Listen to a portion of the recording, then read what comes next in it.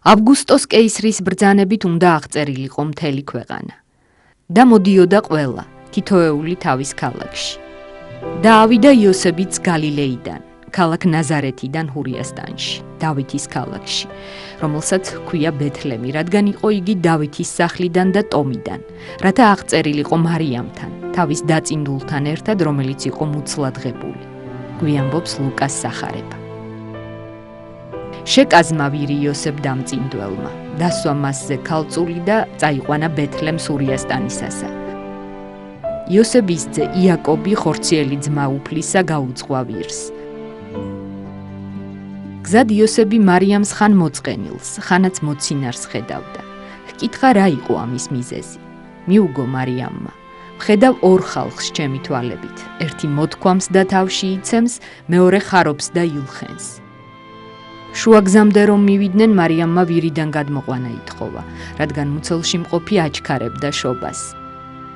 ეს ერთ-ერთი 70-თაგანის, მოციქულ იაკობის თხრობაა, რომელიც თან ახლდა იოსებ დამწინდველსა და დედაღვთისას მთელი ამ მგზავრობის დროს.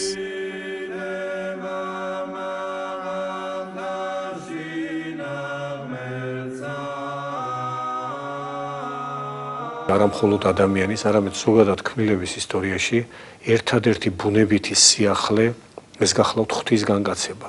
არც მანამდე, არც შემდეგ ბუნებითი რამ სიახლე გარდა ღვთის განგაცებისა, სოფლის შემოქმედის შობისა, კაცობრიობის შობისა არ მომხდარა და არც მოხდება. ჩამოსვა იოსებმა ქალწული, იპოვა გამოქვაბული და შიგ შეიყვანა მარიამი. თავმდგმურებად დაუტოვა თავისი შვილები. თავად გამოვიდა გარეთ, რათა ებრაელი ბებია-ქალი ეპოვა ბეთლემის მხარეში. იპოვა კიდეც ქალი, მთიდან ჩამომავალი და გამოქვაბულისკენ წაიყვანა. ახლოს რომ მივიდნენ, მუქი ღრუბელი ჩრდილავდა მღვიმეს. თქვა ბებია-ქალმა, დღეს განდიდდა სული ჩემი, საკვირველებანი იხილა ჩემმა თვალებმა, რამე თუ იშვა მაცხოვარება ისრაელისა. ის გაეცალა ღრუბელი გამოქვაბულს. გამოჩნდა შიგნით ნათელი დიდი, რომელსაც თვალნი ვერ იტევდნენ. თანდათან გაფერმკრთალდა ნათელიც და გამოჩნდა ჩვილი, რომელიც დედის ძუძუს დაეშურა. გამოვიდა ბებია-ქალი მღვიმიდან და შეეგება მას სალომე. უთხრა ქალმა, ქალწულმა შობა ის, ვისაც ვერ იტევს მისი ბუნება.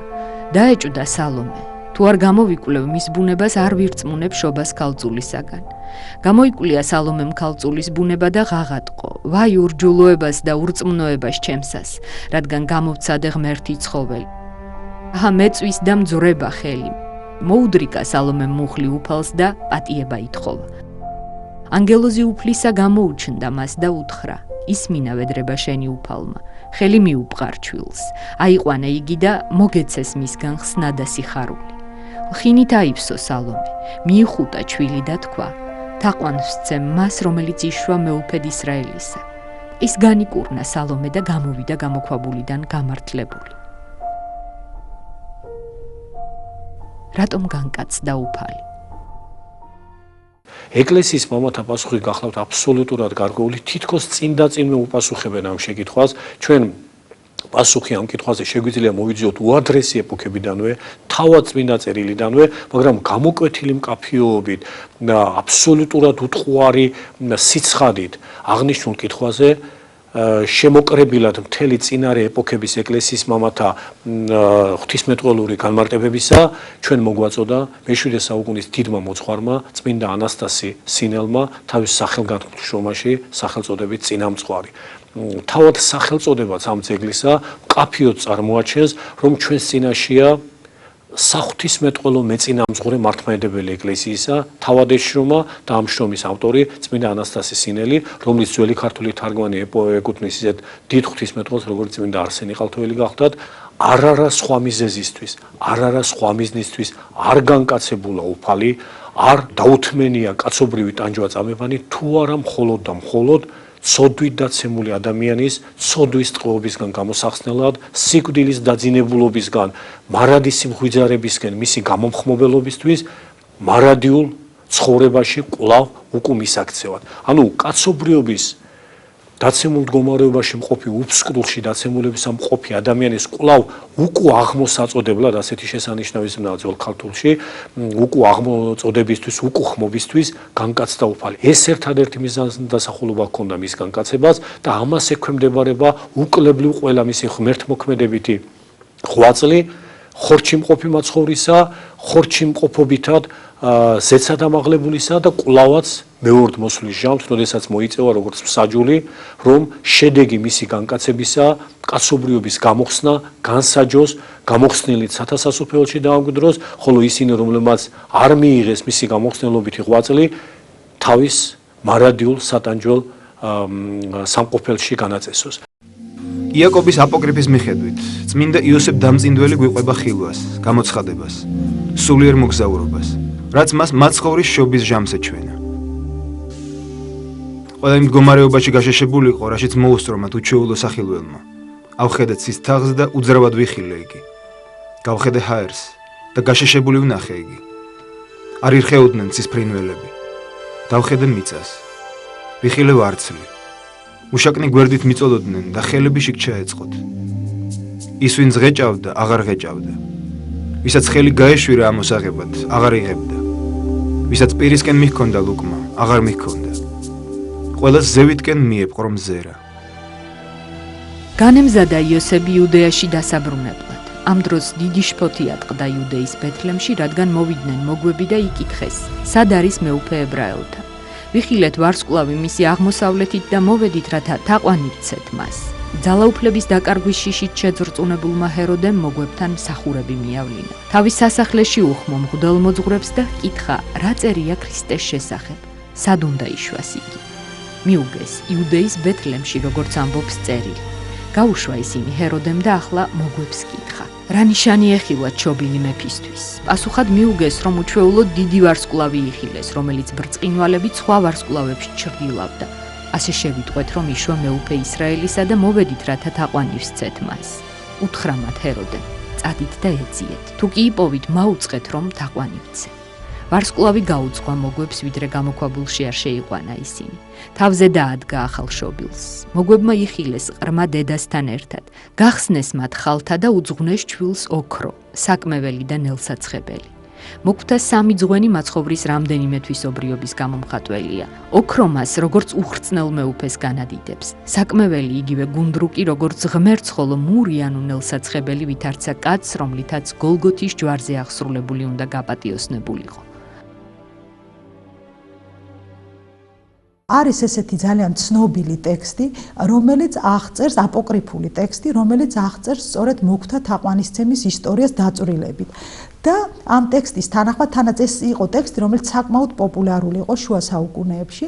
ამ ტექსტის თანახმად, როდესაც მოგვები მიაახლებიან მაცხოვარს, ისინი ერთმანეთში საუბრობენ, როგორ ხედავენ უფალს.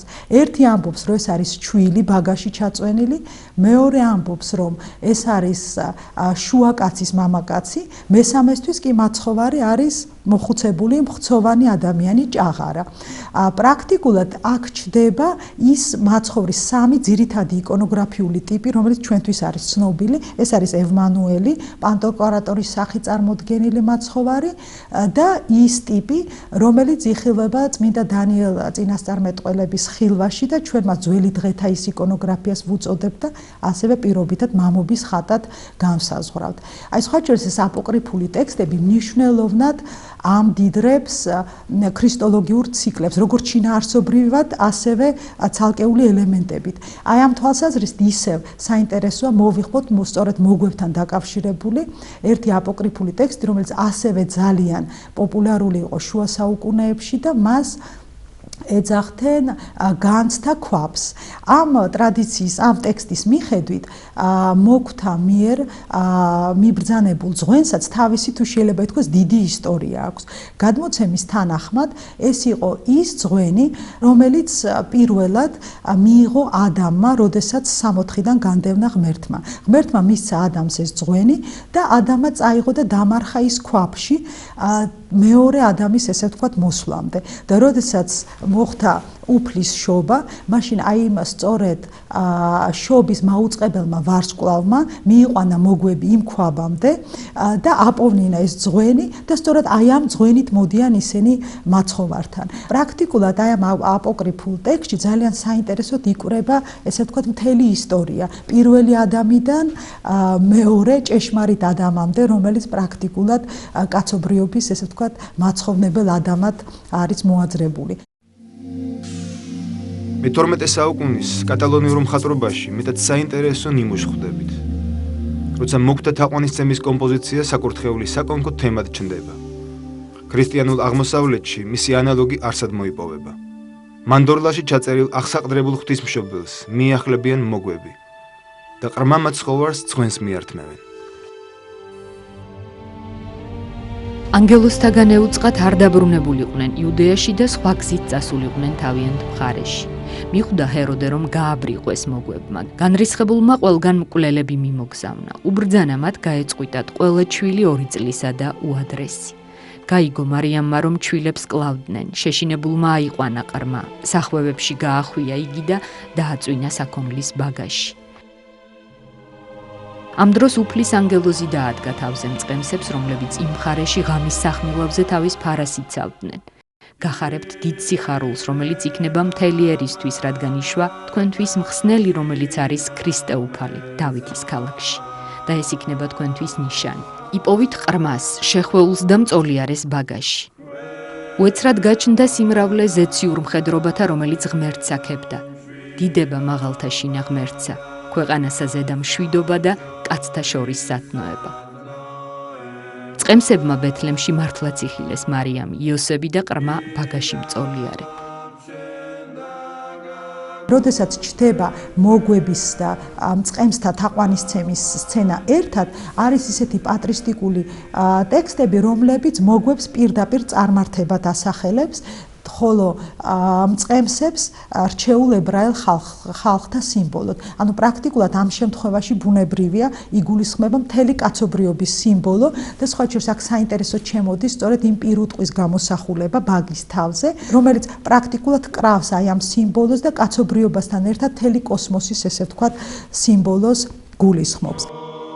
იცნა ხარმა მომგებელი თვისი და ვირმა ბაგაი უფლისათვის ისაი, ხოლო ისრაელმან მე არა მიცნა და ერმან ჩემმან ჩემი არა გულისხმა ჰყო.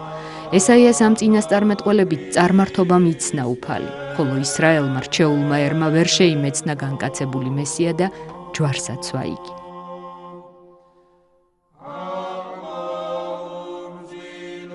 საინტერესოა ზედმიწევნით ის ჟამი, როცა მაცხოვარი განკაცდა, რატომ გამოირჩია უფალმა და აქვს თუ არა მას თავისი საღვთისმეტყველო საფუძველი.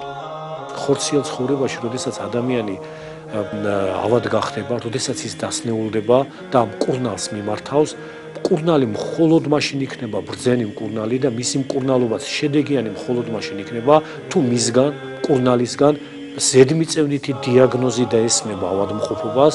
ეს კი მხოლოდ მაშინაა შესაძლებელი, როდესაც ავადმყოფობა გამოვლინდება, გამოვლენილი ავადმყოფობა, დაავადების რაობა შეცნობილია თვით ავადმყოფისგანაც, მკურნალისგანაც და მაშინ მიეწოდება მას შესაბამისი საკურნებელი საშუალება.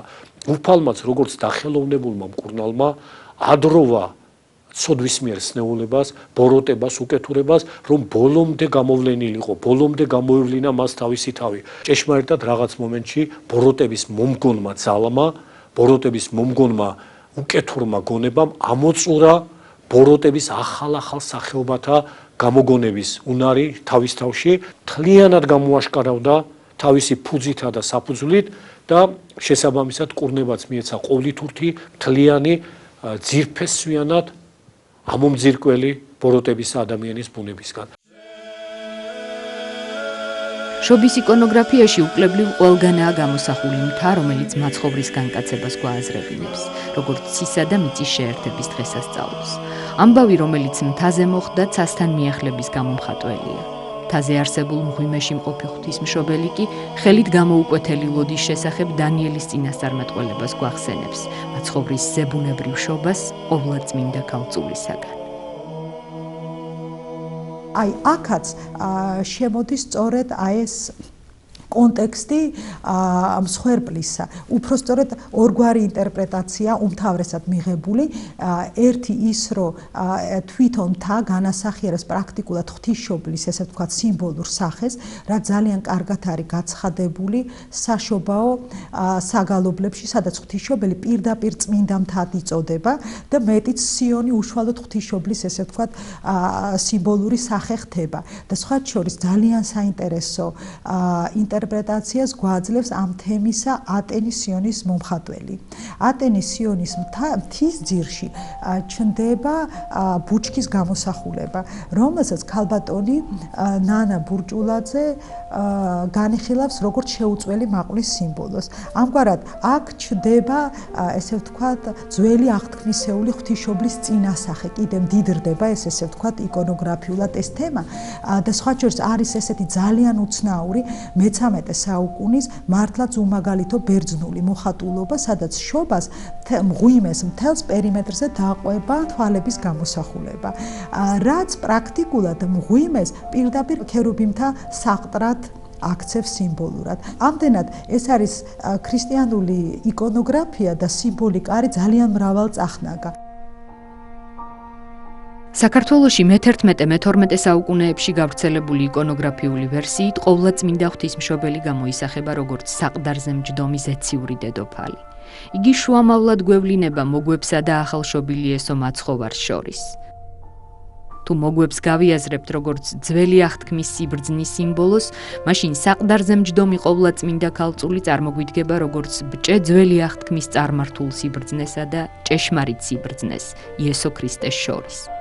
ამასთანავე მისი ჯდომა გამომხატველია იმისა, რომ არანაირი ტკივილი შობისას, როგორც ქალს, არ უგრძნია.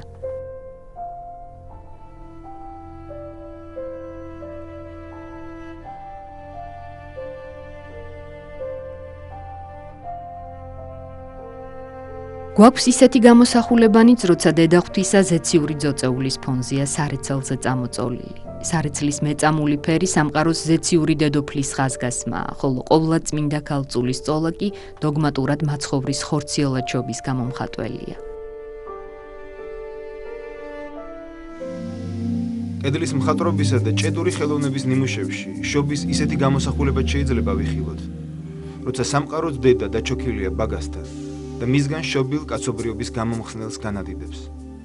ამის ნათელი მაგალითი გელათის კედლის მხატვრობა და მარტვილის ღვთისმშობლის ხატის ჩარჩოს მოჭედილობაა.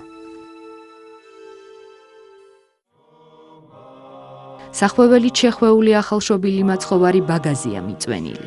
შეხვეულობა გამომხატველია მისი თავმდაბლობისა და ამასთანავე იმის აღმნიშვნელია, რომ განკაცებულმა მესიამ კაცობრიობის ცოდვით დაცემის შებორკილება საკუთარ თავზე აიღო.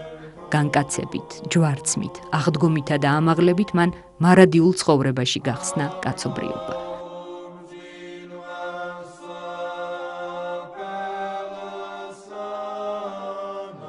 თავად ბაგა, როგორც ვიცით, პირუტყვის საკვებისთვის განკუთვნილი ადგილია. ამ შემთხვევაში ცოდვით გაპირუტყვებული კაცობრიობისთვის მაცხოვრის ბაგაზე წოლა განასახიერებს იმ ზეციურ პურს, მანანას, რომელმაც საღვთო მეტყველებამდე უნდა მიგვიყვანოს, ასე რომ ბაგა ტრაპეზის ტოლფასია. ამ კონტექსტში ბაგასთან საკვებად მისული ვირი და ხარი სახეა ცოდვით დაცემული კაცობრიობისა, რომელსაც ჭეშმარიტი საკვები მიემადლა განკაცებული მაცხოვრის სახით. თავად სიტყვა ბეთლემიც ხომ პურის სახლს ნიშნავს. არის ტექსტები, რომლებიც პირდაპირ შობის ბაგას და მზე დასვენებულ მაცხოვარს ასეც უწოდებენ ბეთლემის პურს. და სხვა შორის აი ამ მხრივ კიდე საინტერესოა ეს ნიშოვანი ელემენტები, რომლებიც სხვა შორის ვარირებს, ზოგჯერ არის 1, ზოგჯერ არის 2, 3 ნიშა და არის შემთხვევები, როდესაც ამ ნიშაში კანდელიც კი არის ხოლმე დაკიდებული, რაც ბუნებრივია კიდე უფრო აფართოვებს, ესე ვთქვათ, ბაგის სიმბოლოს და უკვე უშუალოდ მიწიერი ეკლესიის სიმბოლიკას გულისხმობს. აი შობა ისედაც ამ თვალსაზრისით არის, ვფიქრობ, განსაკუთრებულად გამორჩეული, იმიტომ რომ ეს არის სცენა, რომელიც თავისი შემადგენელი ელემენტებით მოიცავს თითქოს და მთელი განგებულების ისტორიას. იკონოგრაფიაში მღვიმე ყოველთვის ბნელი და უსწორმასწორო გამოისახება, რადგან იგი ცოდვით დაცემულ წუთის სოფელს განასახიერებს, რომლის გამოსახსნელადაც განკაცდა ნათელი ჭეშმარიტი. რატომ დასაჩუქრდა შობის უჩვეულო სახილველის ხილვით ადამიანთა ორი გუნდი, მოქვთა და მწყემსთა. მათგან პირველი ღვთისკენ მიმავალ სივრცეს აკვირდებოდა და ჭეშმარიტების ძიებაში მთელი ღამის განმავლობაში არ ეძინა. წყემსები კი დეკემბრის სუსხიან ღამეში თავისზე გაცილებით დაბალ არსებებზე ზრუნვის გამო ფხიზლობდნენ.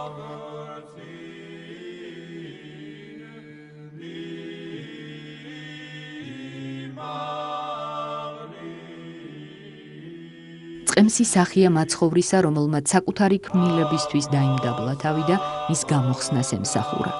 განკაცებული მესია კეთილი მწყემსია, ამასთანავე შესაწირავი კრავი, რომელიც უსიტყვოდ, უყოყმანოდ დაიკულება. ქართულ იკონოგრაფიაში ხშირად ვაცად შევხვდებით. ამ შემთხვევაში ის უნდა გავიაზროთ არა მარტო როგორც ფარის წინა მძღოლი, არამედ ძველი აღთქმის განტევების ვაცი, რომელსაც აღკიდებდნენ ხოლმე ცოდვებს და უშვებდნენ. შობის დროს გაცხადდა, რომ ვაცი იესო ქრისტეა, რომელმაც მთელი კაცობრიობის ცოდვა საკუთარ თავზე აიღო. გამბანვის სცენაც, რომელიც ერთი შეხედვით არის სრულიად ყოფითი, ესე ვთქვათ, ეპიზოდი შობის კომპოზიციისა, სინამდვილეში ძალიან საინტერესო საზრისებს მოიცავს. პატროლოგიური ტრადიციით ეს არის სცენა, რომელიც უპირველეს ყოვლისა ამახვილებს შობაში განკაცებული უფლის დოგმას, ანუ განკაცებული უფლის კაცობრივ ბუნებას. მაგრამ ამავდროულად, თუ ჩვენ კარგად ჩავუკვირდებით გამბანვის სცენის იკონოგრაფიულ თავისებურებებს, ჩვენ ვნახავთ, რომ აქ ძალიან ბევრი სხვა სიმბოლური საზრისებიც ჩდება. ძალიან ხშირად გამბანვის სცენაში ჩდება ოქტაგონის, ანუ 8 კუთხედის ფორმა, რომელიც უშუალოდ მიუთითებს თავისთავად ცხადია ნათლისღების სიმბოლოზე. მაგრამ აი მსხვერპლის თემაც საკმაოდ მკაფიოდ წარმოჩინდება ხოლმე მაშინ, როდესაც ჭურჭელს აქვს წმინდა ბარძიმის ფორმა. ის ფეხზე დგას ხოლმე და ამიტომ არის გაქვს შთაბეჭდილება, გექმნება შთაბეჭდილება, რომ მაცხოვარი წარმოდგენილი პირდაპირ ბარძიმში ჩასვენებული, მით უმეტეს ის ამ შემთხვევაში მეტწილად არის ხოლმე ფრონტალურად წარმოდგენილი და მაკურთხეველი მარჯვენით. და ამდენად ეს თუ შეიძლება ითქვას ეს ყოფითი სცენა იღებს სრულიად ესე ვთქვათ იერატიულ ძალიან სიმბოლურ მნიშვნელობას. ყრმის განბანვის სცენაში გამოისახება ჭურჭელი, თითქოს და წყლისთვის გამოსაყენებელი. იგი ზეციური მანანით სავსე ტაკუკთან ასოცირდება. ზოგიერთი ქართული ტაძრის კედლის მხატვრობაში წყალი უჩვეულოდ ნათელი და ქათქათაა. ეს ცოცხალი ტრადიციაა იმისა, რომ შობისას მაცხოვრის წყალში განბანვა დასაბამია ნათლისღებისა. ღვთის სიტყვამ მიიღო კაცური ბუნება, რათა შეერიგებინა ადამიანი მამასთან და ქვეყნად ცოდვით შემოსული სიკვდილი დაეთრგუნა. იშვა მაცხოვარი ბეთლემ სურიასტანისასა და ებრაელებმა უარყვეს კაცთათვის უცხო შობა. ფარისევლებმა სხვაგვარად თარგმნეს საღვთო წიგნები მხსნელზე. წიგნობრების ჯულის საწინააღმდეგოს ამბობდნენ. ჰეროდე კი ეძიებდა მას არა თაყვანის საცემად, არამედ მოსაკლავად. სოფელსა შინა იყო და სოფელი მის მიერ შეიქმნა და სოფელმა იგი ვერ იცნა. აი ღვთისკაცთმოყვარება. ბეთლემში იშვა ის, ვისთანაც ცხოვრება იყო და ცხოვრება იყო იგი ნათელი კაცთა. და ნათელი იგი ბნელსა შინა ჩანსდა, ბნელი იგი მას ვერ მიეწია. დღეს წყევა პირველი ადამიანისა იხსნება. ჭეშმარიტება კვლავ ცხადდება. მადლი ღვთისა ყოველ ადგილს მოეფინება და ზეციური ცხოვრება მიწაზე მკვიდრდება.